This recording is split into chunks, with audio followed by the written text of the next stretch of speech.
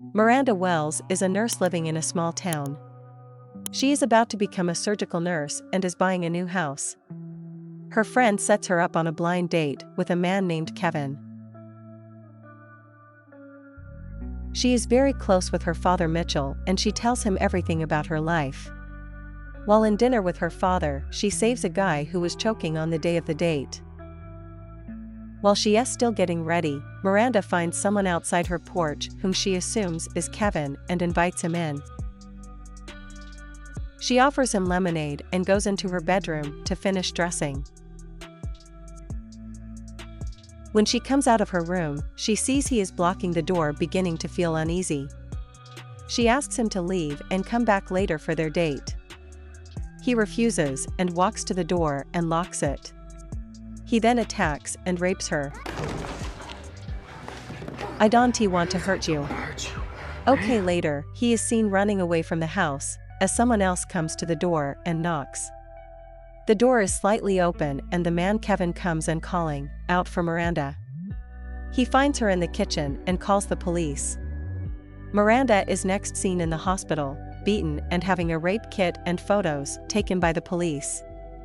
The police ask if she had ever seen the man before, and she says that actually she had.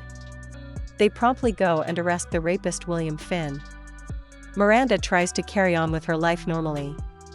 Her real estate agent tells her that they can sell her house now, as no one wants to buy a house where someone was just raped while icing a cake. At home, she notices a tremor in her right hand and realizes that she can work in surgery.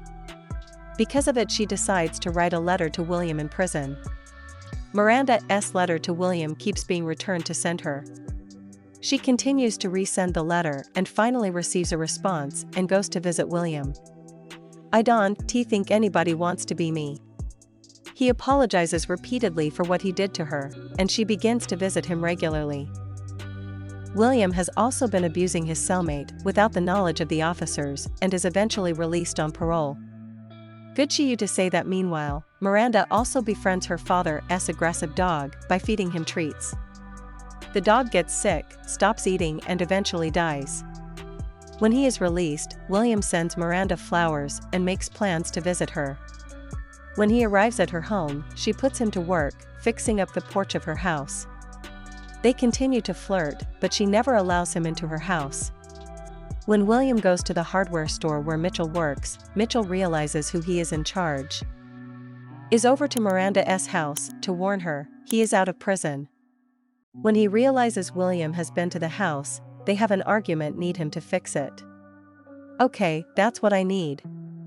One day after working on the porch, William says he is not feeling well and begs to be allowed in to use the bathroom. Miranda reluctantly agrees, and upon entering the house he collapses. When he wakes up, he finds himself strapped to a bed in the basement. She admits to poisoning him with antifreeze and his lemonade. Miranda tells him that she also poisoned her father's dog and allowed her mother to die. He then passes out again as she rolls over a surgical tray. Over the next few hours she operates, and when he wakes up, leads him to believe she has amputated his left hand, taunting him with a fake one and asking what matters to him. It is later revealed that she actually castrated him. The film ends with Miranda visiting her father, stating that William will not be coming around anymore. Please subscribe for more movie